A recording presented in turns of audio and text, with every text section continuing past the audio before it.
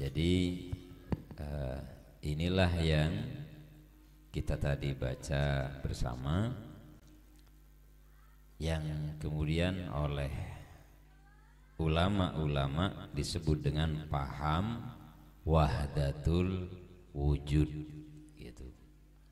Jadi paham wahdatul wujud itu ya ini tadi, nanti kita bahas juga bagaimana pengeterapannya. Karena sejarah Islam di Indonesia itu sangat banyak versi, sangat variatif sekali. Jadi kalau di Arab Persia sana ada Al-Hallaj, Husin bin Mansur Al-Hallaj, diwarisi di Jawa oleh Sayyidina Syekh Hasan Ali ibn Soleh Siti Jenar, yang saudara sepupu dengan Syekh Nurjati atau yang terkenal dengan Datuk Kahfi. Kemudian kalau di Arab ada Jalaluddin Rumi dengan Syamsuddin At-Tabrisnya, maka di Jawa itu ada Raden Syahid Sunan Kalijaga. Kalau di Arab itu ada Abdul Karim Al-Jili serta Ibnu Arabi, faham ahadiyah tadi, maka di Jawa atau di Indonesia tepatnya itu ada Abdul Rauf Singkel, Hamzah Fansuri dan Samsuddin As-Sumatrani.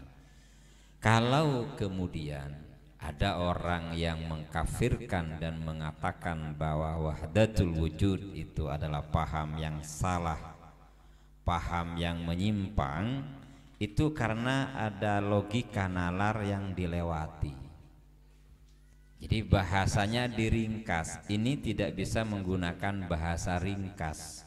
Ini harus menggunakan bahasa nalar, yang mana bahasa nalar disebut logis itu apabila memenuhi 3 syarat. Yang pertama, jelas, utuh, dan komprehensif. Jadi kalau orang berbicara itu kemudian terpotong kalimatnya, apalagi zaman hari ini gitu ya, ada orang bicara detail sekali, dipotong kemudian, dan potongannya ini yang diviralkan, padahal potongannya ini adalah bahasa sesat ketika dia dipotong dari kalimatnya yang utuh. Itu yang terjadi hari ini.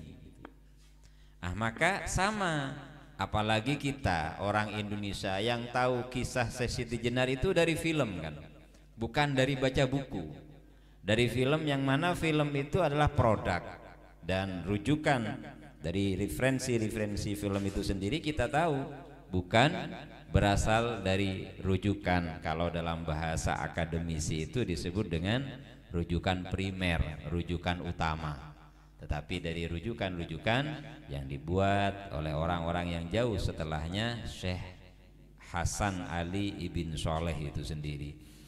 Maka ketika ingin memahami hal ini dalam kehidupan kita, bagaimana kita mempraktekkan ini semua dalam kehidupan kita akhirnya. Jadi kata beliau tadi bahwa Allah perintahkan kita itu untuk melihat apa? Melihat alam. Bukan melihat alamnya, tetapi melihat apa yang ada di alam. Berarti lihat langit, lihat bumi, lihat gunung, bukan, itu kan juga bagian dari alam. Apa yang ada di balik alam itu sendiri. Jadi kalau kita lihat matahari, siapa sebenarnya yang menjalankan matahari? Ketika kita lihat lautan, siapa sebenarnya yang menciptakan ombak? Oh, yang menciptakan ombak karena ada angin. Kemudian siapa yang menggerakkan angin? Jadi kata beliau, abahalaka, Allah membolehkan kamu untuk memperhatikan alam, tetapi Allah tidak mengizinkan kamu hanya berhenti pada alam. Karena kalau kita hanya berhenti pada alam, kita hanya amati alam semesta,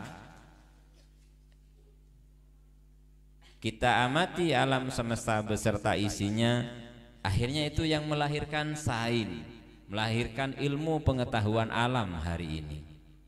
Maka ketika ilmu pengetahuan alam lepas dari akarnya, maka ilmu pengetahuan alam ini mengantarkan kita menjadi ateisme. Jadi kenapa? Karena pada dasarnya ateisme itu adalah bagian dari pengembangan ilmu alam. Jadi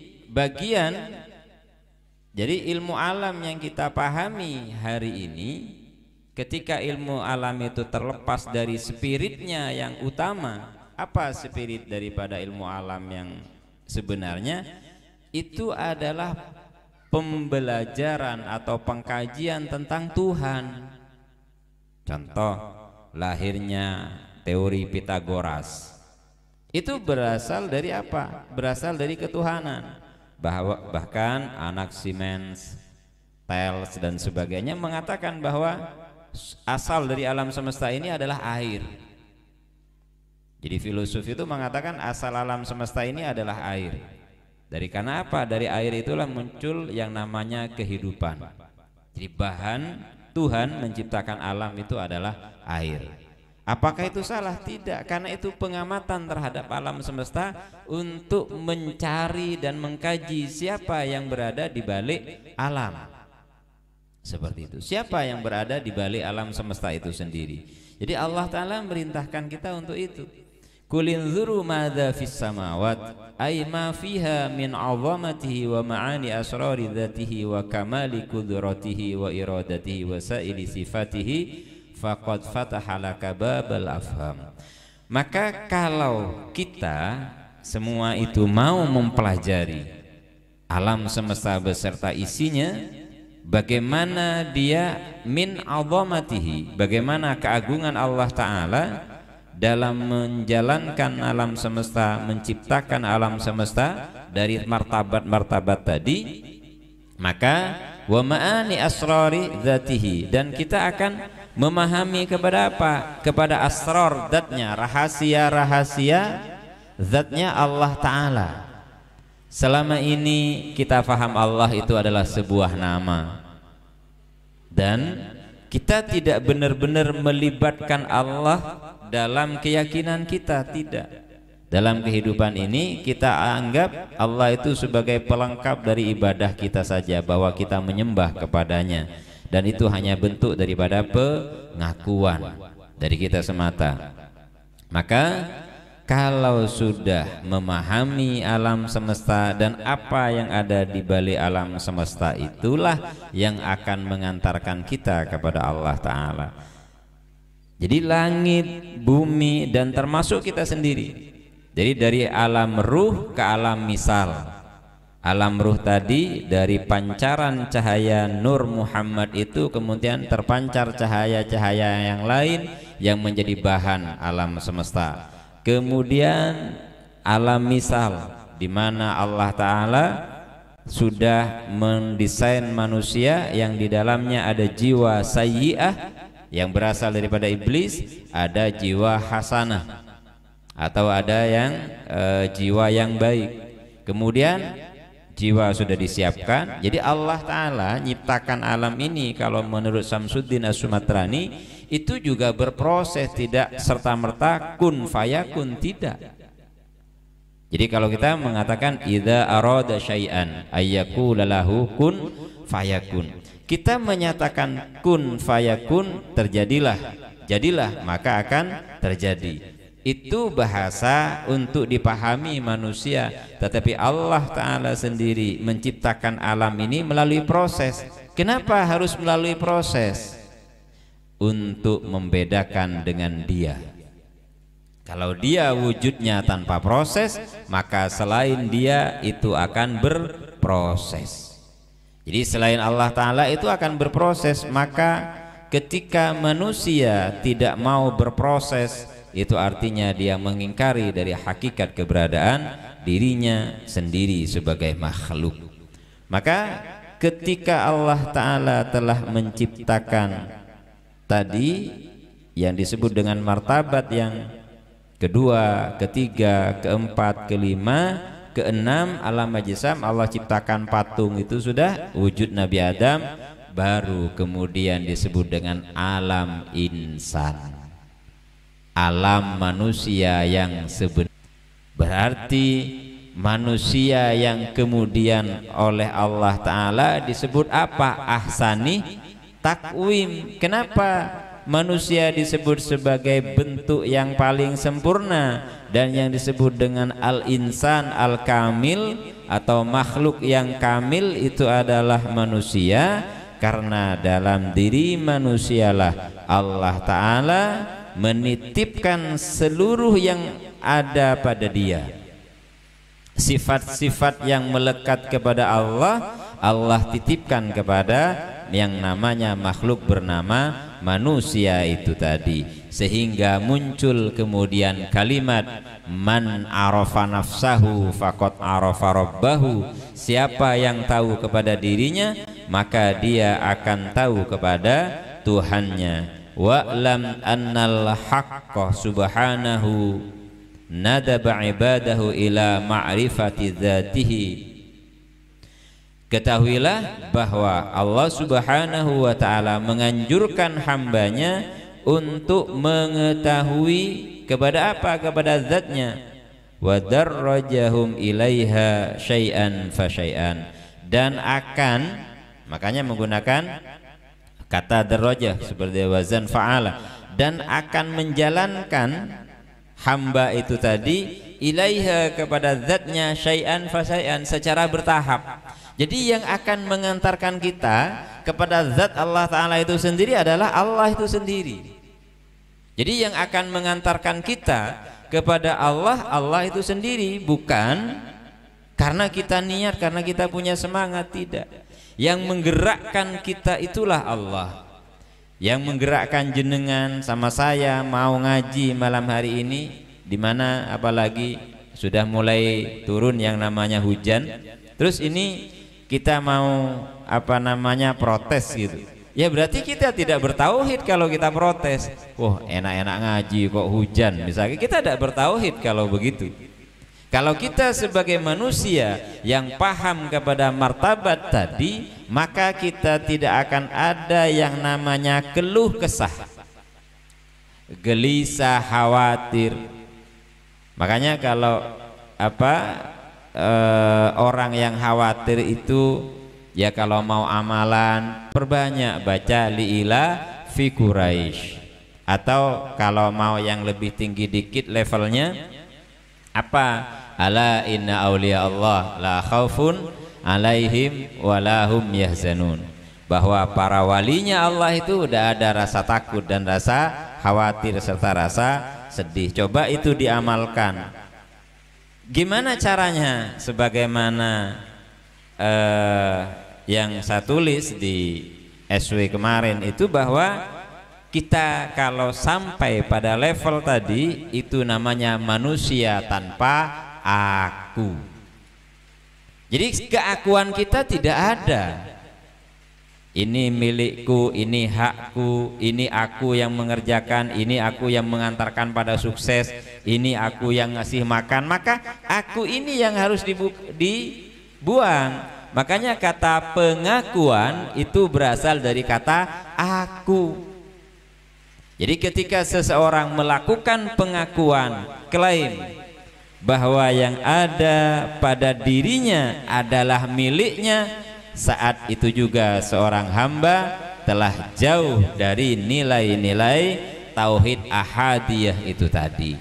Ketika kita lihat Allah Ta'ala dalam martabat ahadiyah, maka alam ini tidak ada.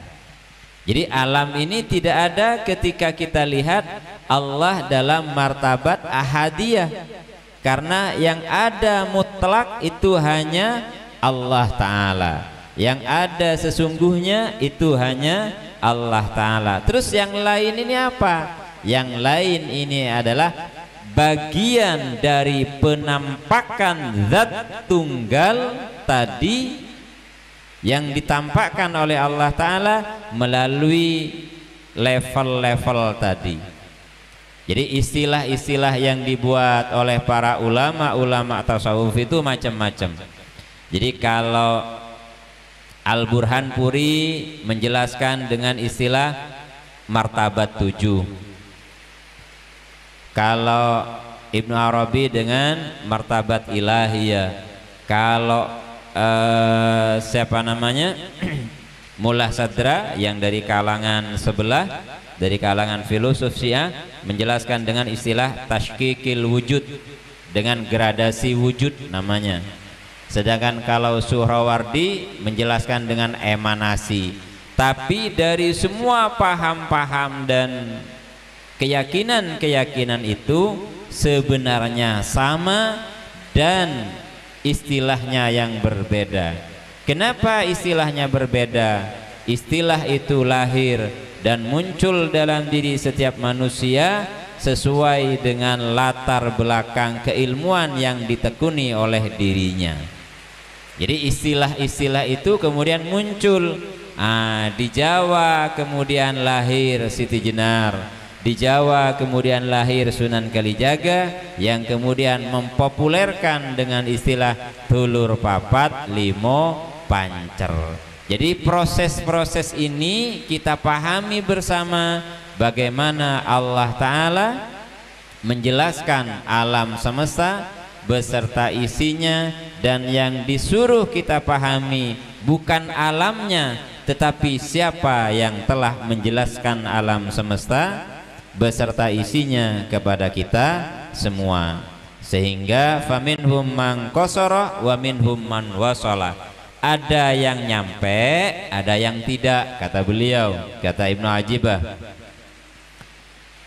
Maka yang pertama, fadarrajahum awalan ila tauhidil af'al wa annahu la fa'ila siwa. Yang pertama, derajat pertama kata beliau bagaimana? Katanya Ibnu Ajibah bahwa harus memahami tauhidul af'al, tauhid dalam pekerjaan, bahwa tidak ada yang bisa mengerjakan sesuatu kecuali yang mengerjakan itu sebenarnya Allah Ta'ala. Tidak ada yang bisa menggerakkan sesuatu kecuali yang menggerakkan itu hakikatnya adalah Allah Ta'ala. Jadi kita melangkah, saya berbicara ini pun juga karena digerakkan oleh Allah Ta'ala. Jadi saya berbicara, saya menyampaikan ini semua juga bukan karena saya semata, tetapi karena Allah Ta'ala semata-mata. Jadi dialah yang pertama kali menggerakkan itu semua. Bagaimana caranya dia menggerakkan? Bukankah dalam diri kita ada sebagian dari ruhnya? Bukankah dalam diri kita ada jiwa? Ruh dan jiwa inilah yang digerakkan oleh Allah Ta'ala. Namun ketika jiwa kita lebih dekat dengan jiwa binatang dan jiwa setan, maka digerakkannya kita oleh Allah Ta'ala bukan pada istiqomah dan ibadah, tetapi Allah akan menggerakkan kita kepada perbuatan-perbuatan yang jauh dari tauhid kepadanya. Jadi bertauhid itu berarti bagaimana menghadirkan Allah Ta'ala dalam setiap perbuatan kita, bahwa yang menggerakkan segalanya adalah Allah Ta'ala. Kalau sadar betul kita yang menggerakkan itu adalah khawatir, gelisah, itu tidak akan ada. Toh semuanya akan berjalan kok, sesuai dengan yang dikehendaki oleh Allah Ta'ala, seperti itu.